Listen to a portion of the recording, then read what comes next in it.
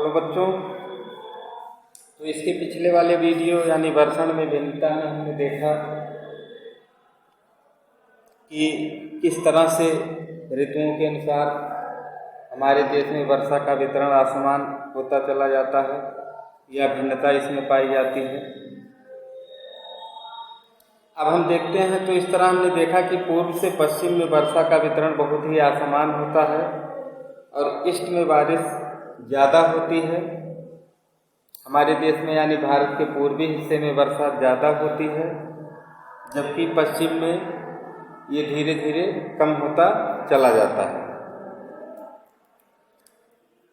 जबकि पूरे देश में हमारे देश की, इसके पहले आप लोगों को हमने बताया, जो जलवायु होती है वो मानसूनी होती है। इसके बावजूद भी हमें इसमें विविधता देखने को मिलती है। जैसे लद्दाख में जो वर्षा का औसत होता है, यानी भारत का ये वाला हिस्सा,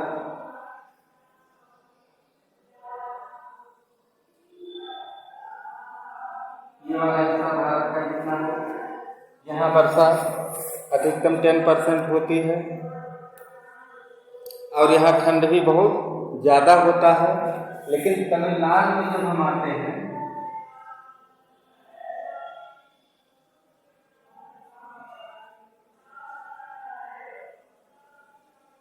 ये वाले इस हिस्से में, तमिलनाडु वाले हिस्से में जब हम आते हैं तो यहाँ वर्षा बहुत ज़्यादा होती है और इससे लोगों के जीने का तरीका भी अलग अलग हो जाता है। जैसे उनके भोजन में विभिन्नता आ जाती है, उनके घरों की जो आकृति होती है वहाँ भी विभिन्नता आ जाती है, यानी घर की बनावट में भी विभिन्नता आती है, पाई जाती है। यानी वर्षण के हिसाब से क्लाइमेट के हिसाब से या वर्षा के हिसाब से देश के अलग अलग हिस्सों में लोगों के रहन सहन, घर, खान पान सब में विभिन्नता पाई जाती है। जैसे राजस्थान में जो घर बनाए जाते हैं उनकी दीवारें मोटी होती हैं तथा छत चपटी होती हैं। अब ये चपटी क्यों होती हैं, दीवारें मोटी क्यों होती हैं? क्योंकि आपको पता है कि राजस्थान में जो वायु चलती है वो रेतीली होती है, अपने साथ रेत को उड़ा करके ले जाती है। तो इससे बचाव के लिए जो दीवारें होती हैं, और आधी हवा भी बहुत तेज चलती है गर्मी के समर सीजन में, तो इससे बचाव के लिए वहाँ जो दीवारें बनाई जाती हैं वो मोटी बनाई जाती हैं। और इसके अलावा मरुस्थल क्षेत्र में होने के कारण ठंडी के समय में तापमान बहुत कम हो जाता है तथा गर्मी में तापमान बहुत ज़्यादा हो जाता है। तो शीत ऋतु में यानी ठंडी के समय में ठंड से बचने के लिए इस तरह किया जाता है। तो इस तरीके से हमने देखा ऋतुओं की लय में भिन्नता किस तरीके से होती है, यानी देश के एक भाग में हिस्से में वर्षा ज़्यादा होती है तो उसकी तुलना में दूसरे हिस्से में वर्षा बहुत कम होती है, या और कुछ पार्ट में मध्यम होती है। अगला जो टॉपिक है वो है जलवायु नियंत्रण। तो जलवायु नियंत्रण यानी हमारे देश की जलवायु को नियंत्रित करने वाले जो मुख्य रूप से कारक हैं वो 6 कारक हैं। पहला है अक्षांश, और दूसरा है तुंगता,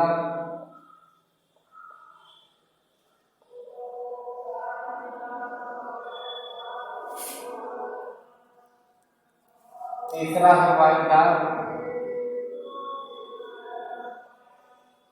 एवं पवन तंत्र,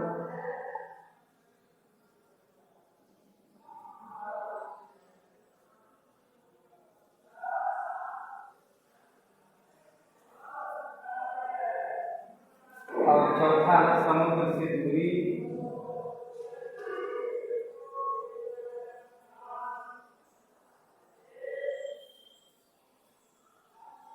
पांचवा है महासागरीय धाराएं।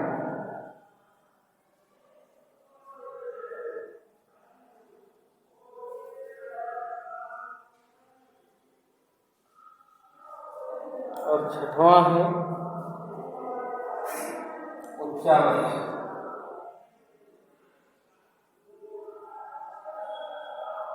तो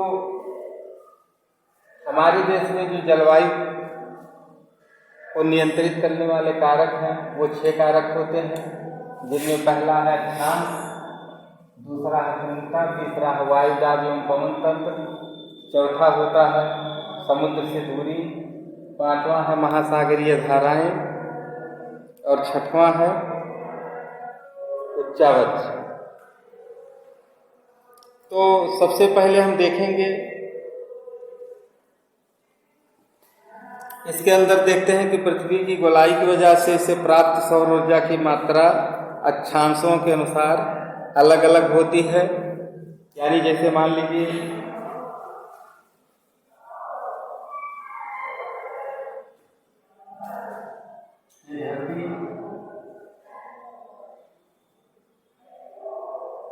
ये हो गया 0 डिग्री सेल्सियस, ये कर्क रेखा, ये मकर रेखा। आप लोगों को मालूम होगा कि सूर्य से जो रेल निकलती है, किरणें निकलती है, वो विषुवत रेखा पर एकदम सीधी पड़ती है, यह आपको पता होगा।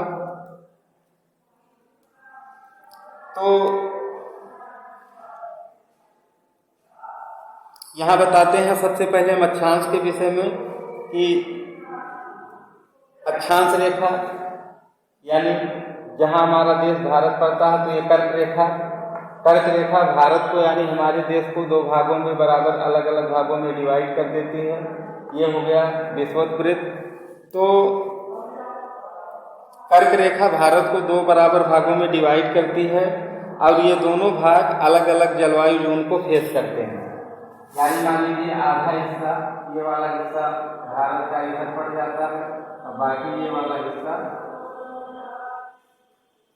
इधर हो जाता है। तो आधा हिस्सा इधर और आधा हिस्सा इधर, यानी ये नॉर्थ वाला हिस्सा, ये साउथ वाला, ये ईस्ट वाला और ये वेस्ट वाला। तो इस तरीके से हम देखते हैं कि कर्क रेखा भारत को 2 भागों में पूर्ण रूप से डिवाइड कर दे रही है।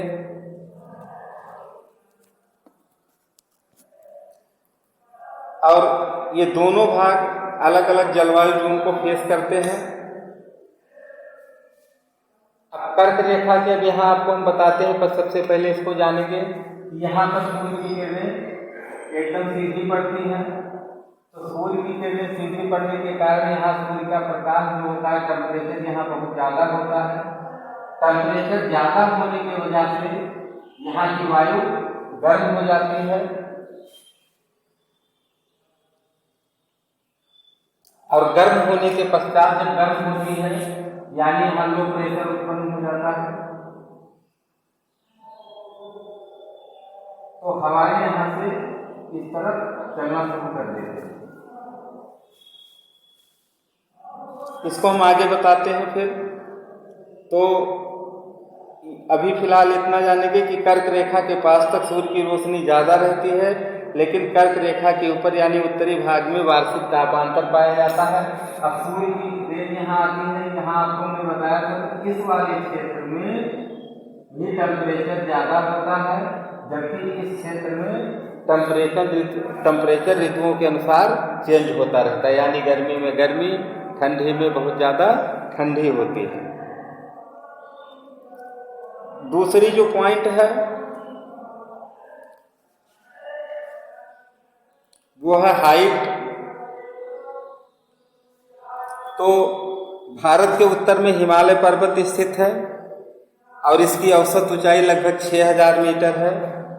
आपको मालूम होगा हिमालय पर्वत की ऊंची पर्वत श्रेणियां उत्तर दिशा से साइबेरिया की तरफ से आने वाली ठंडी पवनों से भारत को सुरक्षा प्रदान करती हैं और उत्तरी ध्रुव के समीप उत्पन्न होने वाली ये पवनें मध्य तथा पूर्वी एशिया में आर पार बहती हैं। तो ऐसे कंडीशन में गर्मी के समय में हिमालय हिंद महासागर से आने वाली आर्द्र मानसूनी पवनों को रोक देता है और ये पवनें हिमालय की ढलानों के साथ ऊपर उठ जाती हैं तथा ठंडी होकर उपमहाद्वीप में वर्षा कर देती है।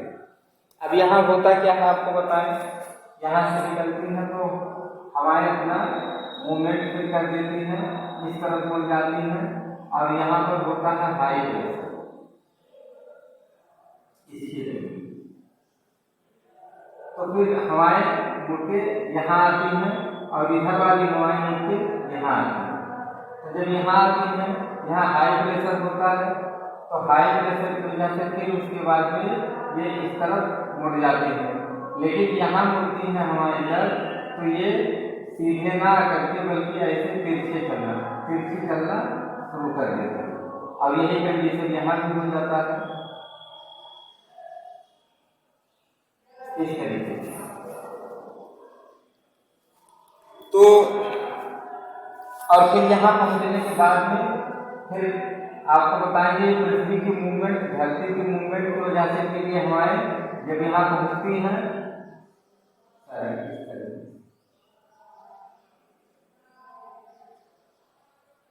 तो यहाँ पर जब यहाँ से फिर उठती हैं या पहुँचती हैं तो यहाँ से गर्मी के समय में, बात गर्मी की चले, गर्मी के समय में हवा फिर पुनः अपना दिशा मोड़ लेती है और भारत के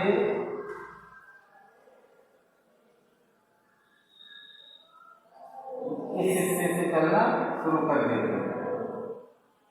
अब यहाँ जो पहुँचती है तो आपको पता होना चाहिए हिमालय पर्वत खड़ा है, हिमालय पर, तो यहाँ से जब ये हवाएं चलती हैं तो अपने साथ समुद्र से, यानी इस साइड में आपको मालूम होना चाहिए कि समुद्र है, व्याप बंगाल की खाड़ी, बंगाल की खाड़ी से हवाएं जब ऊपर चलती हैं तो ये अपने साथ नमी को आगे बहा ले जाती हैं, नमी भी साथ में लेके जाती हैं और हिमालय से जब टकराती हैं फिर टकरा के ऊपर उठती हैं तो वो वर्षा करना शुरू कर देती है। तो भारत का तटीय क्षेत्र भी काफ़ी विशाल है, जहाँ अधिकतम ऊंचाई लगभग 30 मीटर है और हिमालय मध्य एशिया से आने वाली ठंडी हवाओं को भारतीय उपमहाद्वीप में प्रवेश करने से रोक देती है और इन्हीं पर्वतों के कारण इस क्षेत्र में मध्य एशिया की अपेक्षा ठंड कम पड़ती है। उसके बाद में फिर आते हैं पृष्ठीय पवनों के विषय में। तो उपोष्णकटिबंधीय स्थिति के कारण, यानी हमारा जो देश है वो उपोष्णकटिबंध वाले क्षेत्र में अधिकांश भाग पाया जाता है,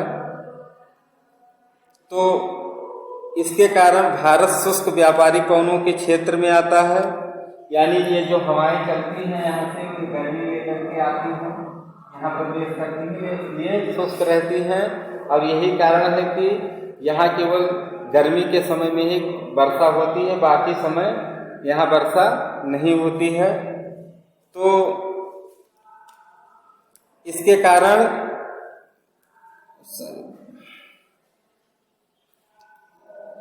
यहाँ की स्थिति, तापमान, वायुदाब की भिन्नता आदि कारणों से भारत में मानसूनी पवनें सक्रिय रहती हैं और ये पवन ऋतु क्रम से अपनी दिशा परिवर्तित करती रहती हैं, यानी गर्मी के समय यहाँ वर्षा होती है, बाकी शेष समय मौसम के अनुसार टेम्परेचर में परिवर्तन होता रहता है और ये पवनें ऋतु चक्र से अपनी दिशा परिवर्तित करती रहती हैं।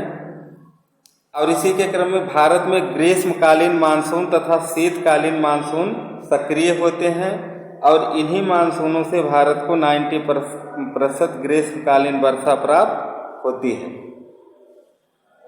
अगली जो पॉइंट है वो है समुद्र तल से दूरी, यानी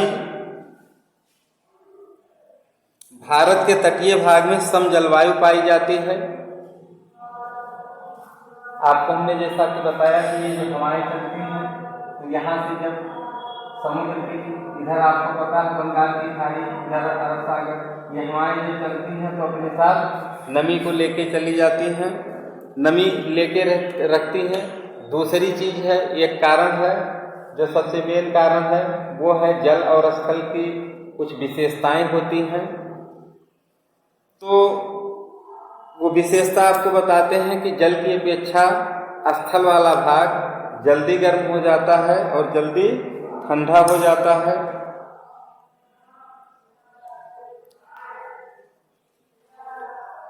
जबकि उसकी तुलना में जल देर से गर्म होता है और देर से ठंडा होता है। और यही कारण होता है कि समुद्र तट के आसपास, यानी जैसे आप देखेंगे कि मुंबई हो गया यानी महाराष्ट्र, यहाँ टेम्परेचर आपको वर्ष के अधिकांश महीने एक समान मिलते हैं, चाहे दिन हो और चाहे रात हो। लेकिन उसी की तुलना में जब हम आगे जाते हैं, दिल्ली पहुँचते हैं, तो दिल्ली गर्मी के समय में बहुत ज़्यादा गर्मी होती है और ठंडी के समय में बहुत ज़्यादा ठंडी होती है। तो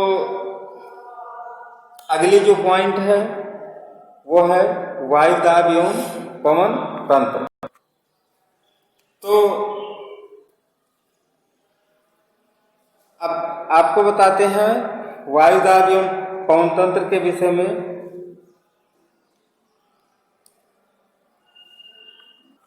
धरातल पर ये हवाएं तिरछी चलती हैं, उत्तर और दक्षिण दोनों तरफ से हवाएं जो चलती हैं, चाहे इस साइड से और चाहे इस साइड से, ये दोनों हवाएं सीधी ना चल करके तिरछी चलती हैं। और उसके पीछे आपको वजह हमने स्टार्टिंग में ही बताया कि पृथ्वी की जो मूवमेंट होती है उसकी वजह से होता है।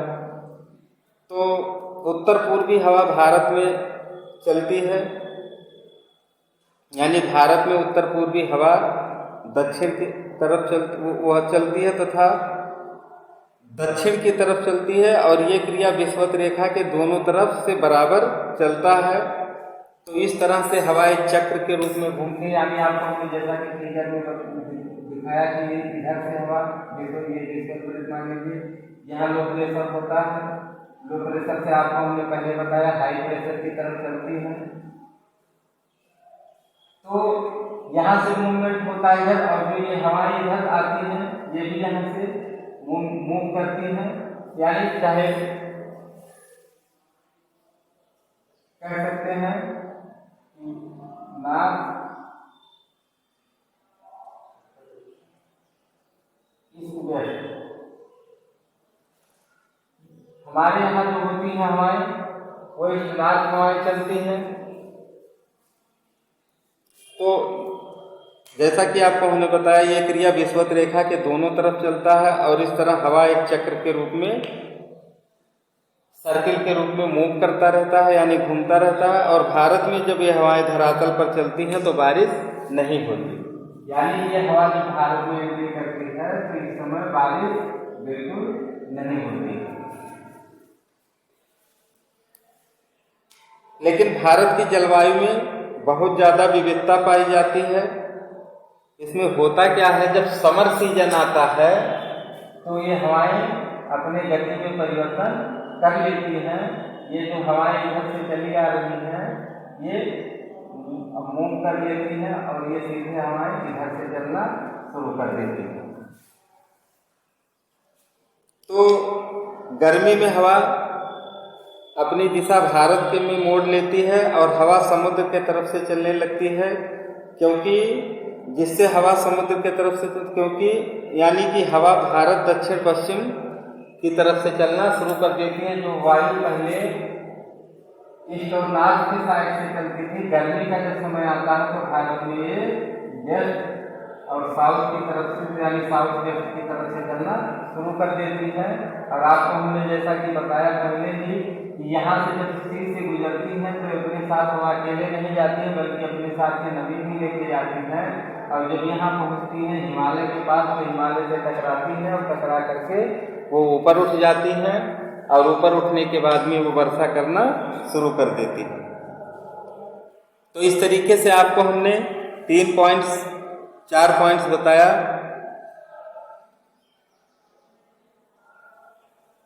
आगे की चर्चा हम नेक्स्ट वीडियो में करेंगे। धन्यवाद।